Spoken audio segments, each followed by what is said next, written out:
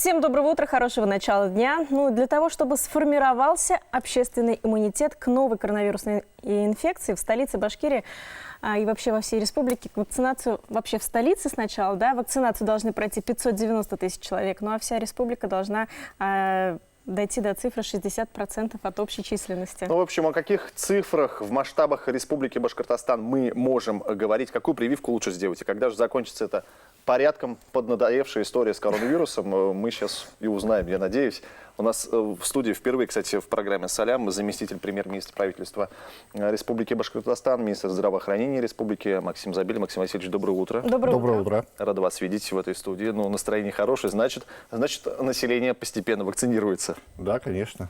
Вот как только были озвучены вот эти данные, то есть новые ограничения о том, что непривитые не смогут нормально ходить в рестораны, в музеи, в кинотеатры, люди пошли вакцинироваться. Насколько, на ваш взгляд, вот эти меры, новые ограничения, они действенны?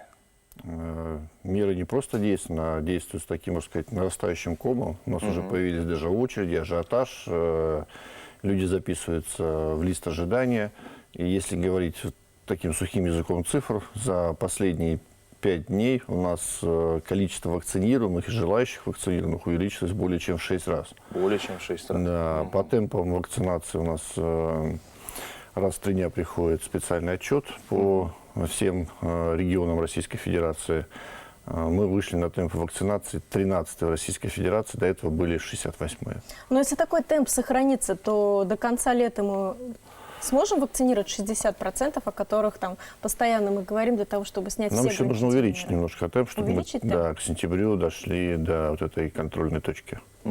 Максим Васильевич, мы видим вот эти длинные очереди. В торговых центрах, на самом деле, их очень много людей, которые стоят с самого утра и ждут. Просто хотел объяснить вашим зрителям, нашим гражданам, что торговый центр это просто сделан для удобства, для человека, который хочет прийти в любое время без записи. Это сделано такой мобильный, такие функты.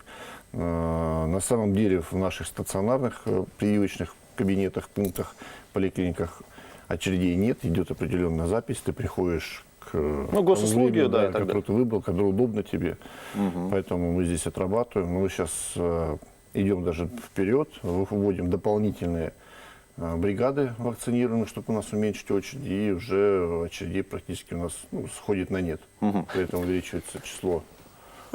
А вот у нас, мы же чуть ранее запустили, скажем так, такой опрос среди наших зрителей, кто привился. Либо нам пишут исключительно привиты, либо все наши зрители уже привиты. Мы просили, прописать привиты. Уфа, Иглино, Бурзян, вот они привиты. Но сейчас у нас привито всего 24%, 23,8%. Контрольная точка у нас 60% от взрослого населения. Это более чем 1 900 000 человек. Почти... почти половина всех жителей.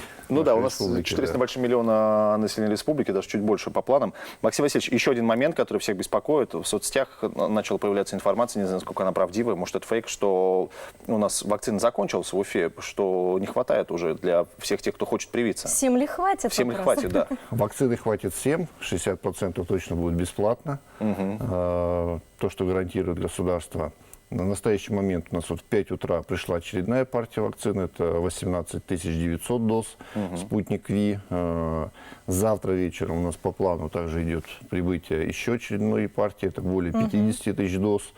Всего в течение ближайших 5-7 дней у нас придет порядка 135 000 доз.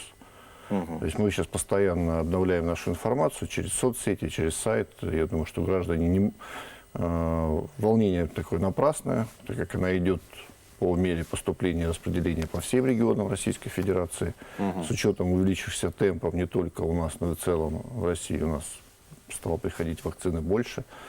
Поэтому хватит вакцины всем. Вакцины у нас 3 разные, да? У гражданина есть выбор, какую именно сделать? В настоящий момент у нас действительно 3 вакцины, которые зарегистрированы на территории Российской Федерации. Все они есть в обороте на территории республики. Единственное, у нас в настоящий момент, так как последняя вакцина, это Ковивак, это центр имени Чумакова, она не вышла еще на такие большие производственные мощности. В настоящий момент она у нас полностью израсходована из той партии, которая пришла. Остальные вакцины есть. Как такового выбора самого пациента мы не предоставляем. Все-таки окончательное решение это за врачом, который смотрит, оценивает Да, состояние здоровья да. и так далее. Ну, Максим Васильевич, вы знаете, вот по поводу того, какую вакцину делать, ставить прививку, да, там ведь столько разных мнений. Понятно, что спутник самый проверенный. Я привился эпиваком, и у меня вообще никакой реакции на организм не было, и для многих Ну, моих подожди, знакомых. ты сделал только первый компонент. Какую реакцию Ты ждешь? к чему меня толкаешь? К тому, что... К антителам.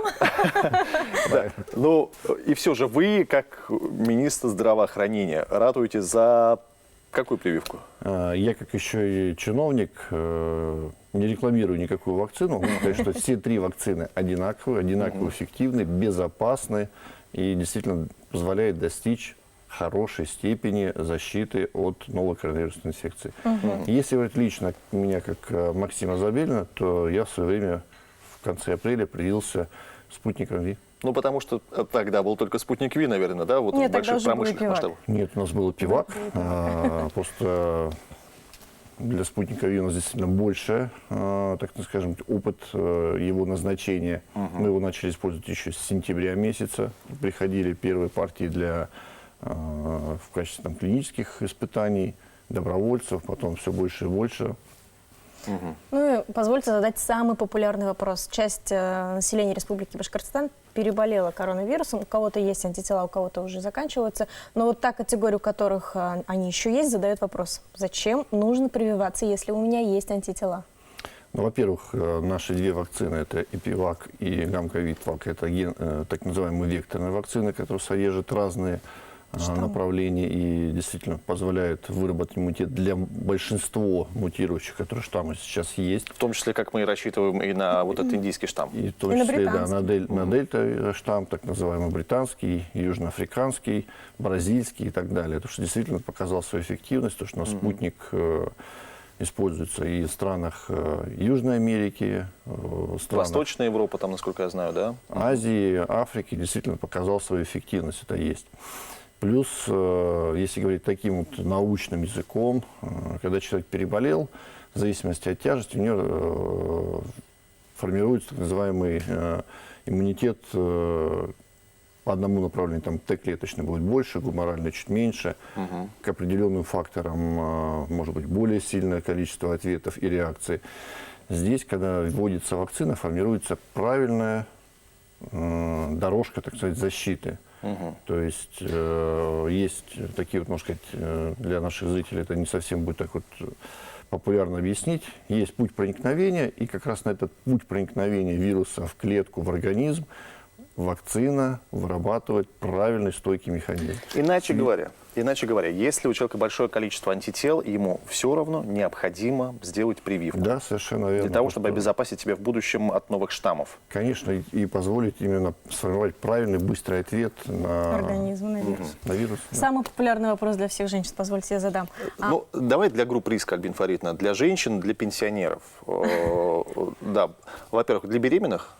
Можно ли, самый большой вопрос, вот, который вот среди, видимо, моего поколения бытует в народе, можно ли планировать беременность, если ты привился? И нужно ли прививаться, если ты планируешь беременность? Отвечу по порядку. Во-первых, официальное разрешение мы уже получили. Уже, наверное, и вы, наверное, видели, и наши зрители следят за средствами массовой информации.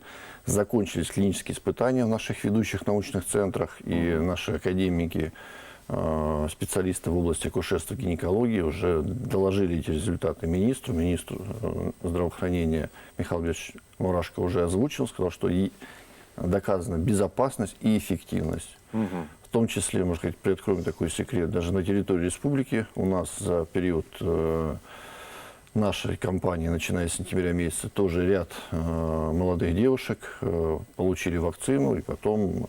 На стадии беременности. Да, уже кто-то становится мамой, кто-то уже стал мамой. Поэтому тоже мы показали свою безопасность и эффективность. Поэтому защита, она нужна, а тем более, когда у нас идет ответственность не только за себя, но еще и за малыша. Заболеть Действительно страшнее, на самом деле, Конечно, и тем выпить более, огромное количество лекарств. У нас беременные болеют гораздо тяжелее, это да, есть. Дети рождаются с врожденной инфекцией, это и срыв иммунитета, это и И последствия в Конечно, развитии это и детей. нарушение развития, это гораздо больше проблем вызывает Да. И инфекция. еще один вопрос, Максим Васильевич. Люди старше 60 лет, какая прививка предпочтительнее для них? Все говорят, что спутник, что в республике прививают спутником пенсионеров и так далее. Да, мы в основном прививаем спутником, так как Ковивак у нас заканчивает клинические испытания и будет сейчас внесено изменение в регистрационное удостоверение, будет разрешено прививаться старше 60 лет. И еще раз хочу обратиться к нашему старшему поколению. Это основная группа риска, которую мы прививаем в первую очередь и рекомендуем прийти уже вчера, а лучше или сегодня. Ну что, Спасибо спасибо. огромное. Спасибо, Максим Васильевич. Работа у вас крайне непростая, и даже в допандемийные времена, сейчас мы уж вообще молчим. Хорошего вам дня, большой привет всем вашим коллегам, всем медицинским работникам. Ну и хочется верить, что когда мы достигнем порога 60%, вы также придете к нам в студию и поделитесь этой Конечно. информацией. Ну, недельки Спасибо через 3, большое. Максим Васильевич. Да. Спасибо огромное. Дай бог. Спасибо вам большое.